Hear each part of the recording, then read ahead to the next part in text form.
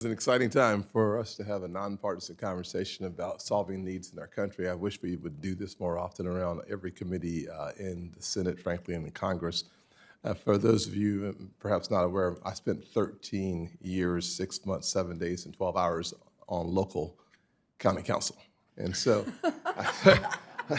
But who's counting? exactly, I was not excited to leave at all. I really enjoyed my time there, but I'll say without question that the issue of housing is very much a local issue. And frankly, while the state legislature can do some good, it's those communities who really have building caps that distorts the market in extraordinary ways. The way that they use their zoning laws and density requirements is in fact what has exacerbated the problem from California to New York and beyond. How does that happen? Well, your local communities decides they don't want anybody else moving in. It's like not everyone wants a wall built, but we're building this virtual wall outside of certain communities by saying we're not going to allow for any high density construction in these areas. And you add that on top of the construction cost and 7% interest rates, you have destroyed the local housing market. Mayor, you've done a fabulous job in Texas, from crime to improving safety to focusing on homelessness and reducing the amount of time it takes to get things done on every topic, it seems like, frankly. And I really appreciate your service to your community in many ways, to Texas and beyond.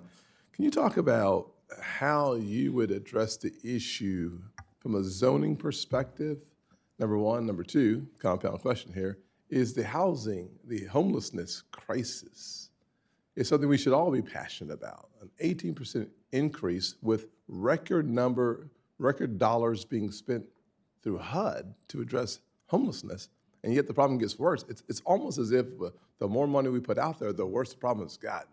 I'm sure someone will rebuke me for that statement, but the truth of the matter is we seem to be dealing with something more complicated than here's a couple more dollars, let's solve the problem.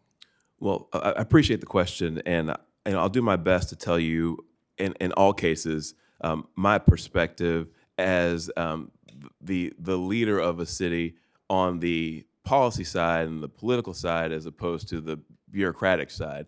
But we're talking about something that's largely a bureaucratic issue, and so there's just a lot of the issues related to, specifically asked about zoning.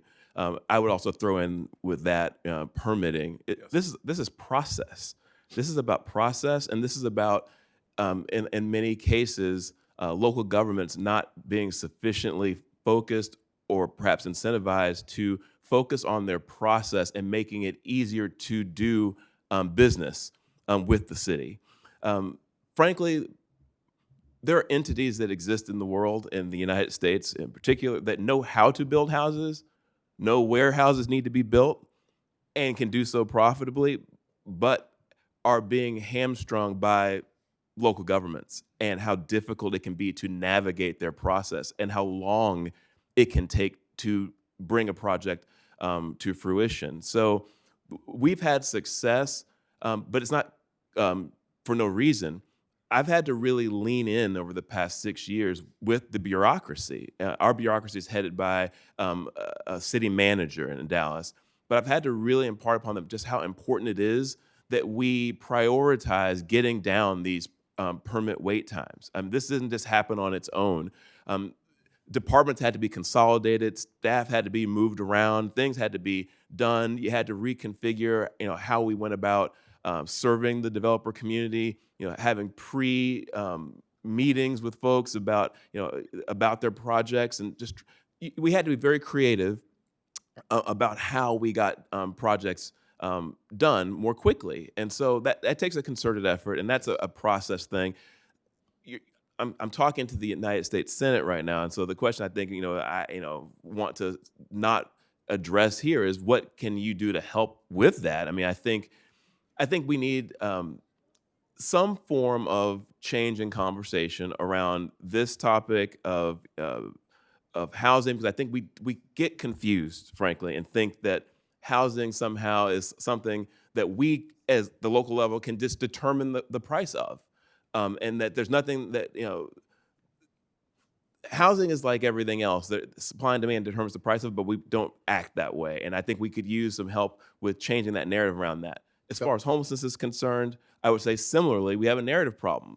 In a lot of ways, I've had to push back on the idea that the folks that you see sleeping on our streets are there because of the high median housing price in Dallas. And it's really not about that. The unhoused that you see on our streets are there for other reasons that I outlined before. So I think in addition to thinking about carrots and sticks and the things that Congress can do financially, we could use some help with changing the narrative around these topics to understand what the real root causes are. extending myself to 54 seconds you did not use in your opening statement. I'm going to continue you. for question with Dr. Glazer. To me, the housing issue we have of affordability is, in fact, the more you suppress housing construction because of your zoning laws, the higher your prices are going to go in the communities. You're talking about a manufactured crisis. Please continue. For my Well, I agree with that pretty strongly, Senator. So thank you for taking this up. I think this is exactly right. I mean, America is full of land, right? We are an abundantly rich country. This is not necessary. We did this to ourselves. We did this to ourselves by stopping the natural genius of American builders, by restraining them over and over again, by making it impossible to figure out new ways to build. Just look at what's happened to productivity in the construction industry. Every other industry, right, it soars. Construction has stagnated. It has stagnated in part because our projects are tiny, which means that our firms are tiny, and firms that have 4 people, 6 people don't have research and development departments. There was a time when construction was just as dynamic as every other industry, but because of this web of local land use regulations, it is no longer so. Thank you, sir. Senator